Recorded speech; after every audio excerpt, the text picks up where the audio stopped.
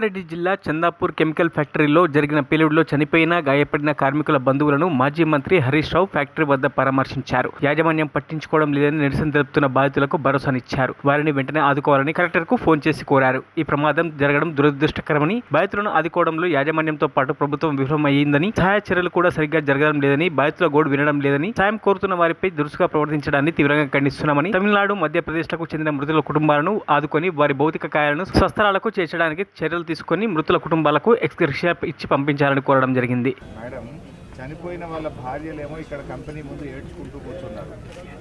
Pregnant 3 months pregnant ఉంది ఒక అమ్మాయి, కొన్యాలు విలేజ్. వాళ్ళని అసలు నో బడీ ఈజ్ బాదర్డ్ కాదు మేడం. ఒక్కొక్క తహసీల్దార్నో, ఒక డిప్టీ ఎంఆర్ఓనో ఒక్కొక్క బాడీకి పెట్టి ఒక మనిషిని ఇచ్చి ఖర్చులు ఇచ్చి, తొవ్వంట ఖర్చులు ఇచ్చి, వాళ్ళని అంబులెన్స్ ఇచ్చి పంపాలి కదా మేడం.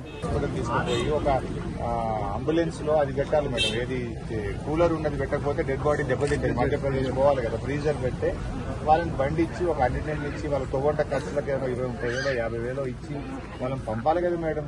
మేనేజ్మెంట్ వాళ్ళు లేరు, గవర్నమెంట్ లేదు. But they are here, their families, their wives, their children are crying in front of the company. ఇంకోటి తెలుసా మేడం, పోలీస్ లాఠీ చార్జ్ చేసి వాళ్ళని హరాస్ చేస్తున్నారు. పోలీస్ భయపడిస్తున్నారు వాళ్ళని. సపోర్ట్ చేయాల్సిన టైంలో గిట్లుంటుందా మేడం? దయచేసి తొందరగా స్టెప్స్ తీసుకోండి ప్లీజ్. తహసీల్దార్స్ని పంపించి ఒక్కొక్క ఫ్యామిలీకి ఒక ఆఫీసర్ని పెట్టండి, ఫ్రీజర్ పెట్టి, అంబులెన్స్ పెట్టి, తొవ్వంట ఖర్చులు ఇచ్చి, ఎక్స్గ్రేషియా డిసైడ్ చేసి పంపండి దయచేసి.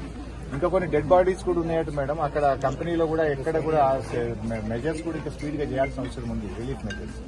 ఇంకా కొన్ని డెడ్ బాడీస్ కూడా ఉన్నాయంటున్నారు ఇక్కడ. చూడండి. Thank you. మరిన్ని అప్డేట్స్ కోసం మా ఛానల్ని సబ్స్క్రైబ్ చేయండి.